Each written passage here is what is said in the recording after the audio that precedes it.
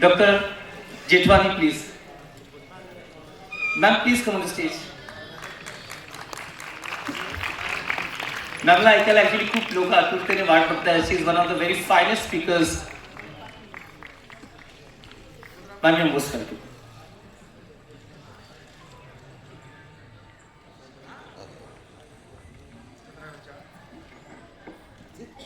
राहों में कांटे हो या फूल हम चलते रहते हैं, मंजिल की ओर बिना थके हम बढ़ते रहते हैं. हमारे भीतर है एक हिम्मत जो हर मुश्किल में भी हम फिर भी बढ़ते रहते हैं. सन्माननीय सभागृह, आज 2 दिवसापूर्वी आपण महिला दिवस साजरा केला. इथं उपस्थित माझे सर्व किन्नर बांधव जे स्वतःला महिला म्हणून ओळखतात, त्या सर्वांना या महिला दिनाच्या खूप खूप शुभेच्छा. शिक्षणाची खरे आराध्य दैवत मा सावित्री फुले व ज्यांच्यामुळे आज किन्नर महोत्सव सारखा कार्यक्रम आयोजित होतो असं डॉक्टर भीमराव आंबेडकर. कारण आम्ही सामाजिक न्याय विभागाच्या अंतर्गत येणारे व्यक्ती, ही विभाग म्हणजेच डॉक्टर बाबासाहेब आंबेडकरांनी दिलेली देण आम्हाला आहे. आणि त्यानंतर या सभागृहात मी जेव्हा बघत असते तर एक शिवकालीन राजमुद्रा दिसते, ज्या 17 किंवा 18 पगड जात्यांना घेऊन एकत्र करणारे आमचे छत्रपती शिवाजी महाराज, आज त्याचप्रमाणे आम्हाला एकत्र करणारे कल्याण डोंबिवली महानगरपालिका. मी यांच्या सीईओ यांच्या कमिशनर त्यांचं देखील एक अभिनंदन करते की त्यांनी हा कार्यक्रम जुळवून आणला.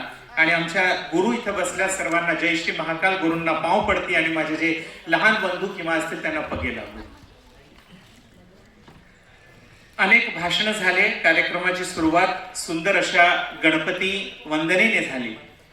खर तर गणेशची वंदना होत असताना आपण नेहमी विचार करतो की संकट हरणारा, विघ्न हरणारा गणेश देव, आमच्या मधल्या विघ्नहर्ता देव म्हणजे आमचे काही मोठे व्यक्तिमत्व इथं बसलेले आहेत, ज्यांनी आमच्यावरची विघ्न टाळायचा प्रयत्न केलं. आणि त्यामुळेच किन्नर महोत्सव सारखा आयोजन भव्य शक्य झालेलं आहे. कारण 2014 साली ज्या नालसा जजमेंटचे नीव ठेवणारे असे व्यक्तिमत्व समोर बसले, त्यामुळं आपल्याला ओळख मिळाली. मैडम, बताते हुए बड़ा हमें दुविधा भी होती है और आनंद भी होता है. पहले दुविधा इसलिए कि हमारा जन्म 2014 में ऑन आधार कार्ड हुआ, तो we are the born babies, right. आणि काही वर्षापूर्वी शिक्षण मॅडमनी इलेक्शन विषयी बोलत होते. त्या इलेक्शन कमिशननं एक मोठा कार्यक्रम घेतला. मी आमचे मायबाप असलेले श्रीकांत देशपांडे सर यांना आवर्जून आठवण काढेल. ते व्यक्तिमत्व जेव्हा सीईओ ऑफ इलेक्शन ऑफिसला होते, त्यांनी पहिला तृतीयपंथ्यांसाठी कॉन्फरन्स जी आयोजित केली ती पुणे विद्यापीठामध्ये, सावित्रीबाई फुले पुणे विद्यापीठात. आणि त्या कार्यक्रमाच्या अनुषंगाने त्यांना आमच्या समस्या कळाल्या. ज्या डिपार्टमेंटचं इलेक्शन शिवाय काहीही घेणं देणं नाही, त्या डिपार्टमेंटनं पहिल्यांदा आमच्यासाठी पुस्तक काढली, ती म्हणजे आम्हीही भारताचे लोक. किती विडंबना आहे. त्याचं टायटल बघताना ही वर असं अपॉस्ट्रॉफी दिलं होतं. तेव्हा माझ्या गौरी मामी म्हणत होत्या की किती बघा खेद आहे, जेव्हा आपण शाळेत जातो, we take the pledge, we the Indian citizens of India, त्यांना आम्हाला म्हणायची वेळ आली, we also the Indian citizens of India. मग किती काय प्रश्न पडतो, what is the main issues, the grassroot of the discrimination. बऱ्याच लोक म्हणत होते डिस्क्रिमिनेट होतो, आपण स्वतःला किन्नर म्हणून किंवा आपली ओळख निर्माण करायला पाहिजे. मी नेहमी सांगत असते की परिवार, फॅमिली ॲट मोस्ट नीडेड आहे.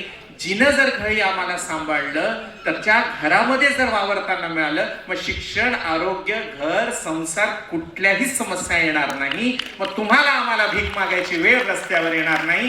कारण मायबाप आज गुरु आहेत म्हणून आम्हाला आधार. हे गुरु म्हणून जी परंपरा आमच्यामध्ये चालते ना, गुरु बिना ज्ञान अधुरा, ज्ञान बिना जीवन अधुरा. आम्ही एक लाईन ऍड करतो, जर गुरु नसला असता तर आमचा संसार अधुरा राहिला असता. त्या सर्व गुरूंमुळे आज आम्हाला संसार मिळालेला आहे. त्या गुरूंच्या सानिध्यात जगताना ही टाळी म्हणजे फक्त प्रेरणा नाही, ही टाळी म्हणजे आक्रोश नाही, तर ही टाळी म्हणजे आमच्या समस्यांचा सगळा राग, द्वेष त्या टाळीच्या माध्यमातून बाहेर निघतो. कारण घरी जे आई बाप गटारासारखे बाहेर फेकत असतात, तिथंच गुरु आम्हाला माय बाप माऊली म्हणून सांभाळत असतं. त्या गुरूंच्या आधाराने जगणारा हा किन्नर समाज आहे.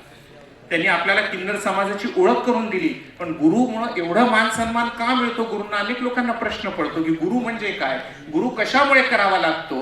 अरे जिथं गुरु आधारच घरचा नाही तिथं गुरु किती गरजेचा असतो. तुम्ही अनेक समस्यांना म्हणला की आपल्याला अपॉर्च्युनिटी मिळते. You will see ma'am, transgenders are good in education, transgenders are good in artist. अनेक 16 कलाओं का वर्णन हम अनेक ग्रंथों में देखते हैं, किंतु सबसे सुंदर हमारे कलाकार अगर आपको मिलेंगे सिर्फ नृत्य नहीं. इसीलिए मुझे ये बात बतानी पड़ रही है क्योंकि आपने देते समय हमें नटराज की मूर्ति थी. वो नटराज देवता को हम अर्धनारेश्वरम, शिव, हर तरीके से उसे पूजते हैं. लेकिन ये कलाकार यहाँ बैठे हुए मेकअप आर्टिस्ट, यहाँ बैठे हुए बहुत अच्छे, आप अभी बता रहे थे ना शिव लक्ष्मी जी की हम बहुत अच्छे श्रृंगार करते हैं. तो we have a hidden talent but that needs opportunity. अब उसके लिए क्या हो जाता है कि हमारी नजरें खराब है. अभी किसी ने कहा, मेरा बहुत ज्यादा इंस्टाग्राम पे एक रील वायरल हुआ था, हिजड़ा. जो हिजड़ा हमारी पहचान है उसको लोगों ने गाली बना रखी है. तो हमेशा लोग कहते हैं कि ये बदलो वो बदलो, तुम अपना स्टाइल बदलो. मैं कहती हूँ दिशाएं बदलने से कुछ नहीं किनारे बदलने वाले. लोग कहते हैं दिशाएं बदलो किनारे बदल जाएंगे. लोग कहते हैं दिशाएं बदलो किनारे बदल जाएंगे. मैं कहती हूं दिशाएं बदलने की जरूरत नहीं, आप सिर्फ नजरिया बदलो, नजारे अपने आप बदल जाएंगे. एक दाढीवाला माणूस किंवा थोडंसं अगली दिसणारा माणूस किंवा त्याच्यात एक खूबसूरती शोधा ना की माणूस मनाने किती सुंदर असतो. ती साडी घालून एखादी पुरुषीसारखं दिसणारी स्त्री म्हणजे हिजडा आहे, त्याला स्वीकार करा ना. आणि सगळ्यात मोठी गोष्ट जी महाराष्ट्रामध्ये किंवा किंबहुना भारतामध्ये ज्याची गरज आहे ती म्हणजे 9वीच्या पोराला रिप्रोडक्टिव्ह सिस्टीम सायन्स मध्ये शिकवत असतो आमचा देश. पण हे शिकवत नाही की मेल फिमेल सोबत ट्रान्सजेंडर देखील एक व्यक्ती आहे. तर आज गरज आहे तुम्ही शिकवताना रिप्रोडक्टिव्ह सिस्टीम मध्ये हे पुरुष आहे हे स्त्री आहे, तिथं गरज आहे, तिथून रूट रेजवायची गरज आहे. कारण तिथं जर एज्युकेशन मध्ये कळालं व्हॉट इज ट्रान्सजेंडर म्हणजे लोकांना क्वेश्चन मार्क फार मोठा असतो की हिजडे म्हणजे काय, किन्नर म्हणजे काय, तृतीयपंथी म्हणजे काय, हे क्वेश्चन मार्क कुठंतरी रिमूव्ह होईल. So we have to start from the basic education, जिथं आम्हाला गरजेचं आहे बोलायचं. आता महाराष्ट्र तृतीयपंथी धोरण 2024 आलं होतं. मॅडम मी सांगू इच्छिते, एकनाथ शिंदे साहेब मुख्यमंत्री होते आणि त्या काळात 19 मुद्दे त्या धोरणमध्ये जे आहेत ते मी स्वतः सजेस्ट केले होते सरांना. पण करत असताना आम्हाला असं कळालं की तिथलंय सगळं, पण आता 3K आमच्या पुढे येऊन थांबलेले. ते 3K काय झालं, धोरण रेडी आहे, सगळं रेडी आहे. सरांनी म्हटलं आपल्याला अर्धा ग्लास भरलेलं आहे, बरोबर आमच्यासाठी, पण अर्धा ग्लास कसं भरायचं ते 3K आहे. कसं, केव्हा आणि कोण करणार, कसं होईल आणि केव्हा होईल, हे जर प्रश्न, ही जी ब्रिज आहे हे जर संपलं तर every policy is for us, every policy is there for us. फक्त देणार इम्प्लिमेंटेशन फार गरजेचं आहे. परवाच आमची निकिता मुगदयाल पुण्याची, she was telling which is a crime again कि मैम मैं आत्महत्या कर लूंगी, मैं डिप्रेशन में. तिनं पोलीस भरती दिली पण तिला जागा नाहीये. कोण, कसं आणि केव्हा. म्हणून सगळ्यात पहिला प्रश्न आहे की आपल्याकडे जे धोरण आहे, किती जणांकडे तृतीयपंथी कार्ड नसेल, पहिलं ते काढ. कारण आपल्याकडे जी ओळख दिली आहे ती ट्रान्सजेंडर टीजी कार्ड, ती फार गरजेची आहे. एक हात त्यांनी पुढे केलंय ना, आता आपल्याला 10 पाऊल पुढे जावं लागणार आहे. आपल्या समुदायाला पण काही करायची गरज आहे, ती म्हणजे कार्ड पाहिजे. ज्या पॉलिसीत त्याचा अभ्यास करा, समजत नसेल तर जे अभ्यास होईल त्यांना विचार करा.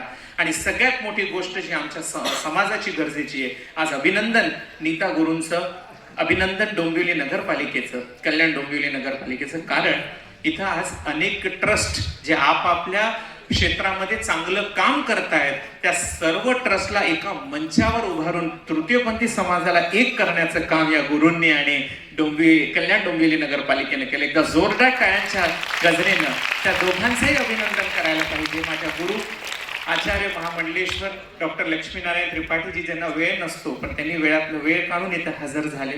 आज ट्रान्समेन विषयी सांगायला आर्यन पाशाजी आमचे इथं उपस्थित आहेत. खरं तर तृतीयपंथी फक्त महिला नाहीत, तर तृतीयपंथी पुरुष देखील तेवढा महत्वाचा घटक आमच्यातला आहे, पण त्याची ओळख दाबल्या जाते का? कारण सगळे दिसणारे सिग्नलवर तुम्हाला काळी पिटणारे हिजडे दिसतात, पण हे लपलेले ट्रान्समॅन दिसत नाही. त्यांचा संघर्ष किंबहुना आमच्यापेक्षा मोठा आहे. आम्ही साडी घातली, शृंगार केला की आम्ही खूप सुंदररित्या बाहेर येतो, पण ट्रान्समॅनला खूप संघर्ष करावा लागतो. महिला म्हणून जगत असताना अंग झाकवायची देखील भीती वाटत असते. कोण आपल्याला काय म्हणेल, तिथून आपली ओळख निर्माण करायची सुरुवात होते. बोलायला पुन्हा एकदा सांगते, अनेक आहे, पण माझ्या बांधवांनो, आज आपल्याला गरज आहे जी स्वतःची अपॉर्च्युनिटी तयार करायची. कहते हैं ना लोग कि कौन कहता है आसमान में छेद नहीं हो सकता, एक बार तबीयत से पत्थर तो उछाल के देखो, फिर देखो हम कहाँ जा सकते हैं. इंग्लिश मध्ये एक फार सुंदर म्हण आहे, ती सांगून इथंच थांबते, कारण वेळ जास्त कार्यक्रमाचा आहे. मी फकट मध्ये घुसवलेली वक्ता आहे. हा नाही असं वाटतंय, पण ठीक आहे. त्यामध्ये सगळ्यात सुंदर एक म्हण इंग्रजीमध्ये जी मी स्वतः लिहिलेली आहे, ज्याच्यामध्ये मी म्हणतो की when we need to touch the sky we always need to fly, when we need to always glow we should always glow. मग फुग्यासारखं वाढण्याची फार गरज आहे. आणि जाता जाता एवढंच सांगते की काल परवा महिला दिवस साजरा केला. मॅडमनी म्हणलं की आजही महिला दिवस साजरा करतो. मॅडम, जिस देश में गंगा यमुना जैसी नदी बहती है, जिस देश में गंगा यमुना जैसी नदी बहती है, उसी देश में हर रोज एक माँ और बेटी रोटी और इज्जत के लिए तरसती है. कैसी विडंबना है, कहने को ये देश संतों और महंतों की बस्ती है, कहने को ये देश संतों और महंतों की बस्ती है. मैं कहती हूँ ये सिर्फ संतों और महंतों की नहीं, ये मातृत्व की शक्ति है. डालो चाहे जैसी नजर हम पर, हम दिखा देंगे हमारी भी क्या शक्ति है, दिखा देंगे हमारी. धन्यवाद. जय हिंद, जय महाराष्ट्र.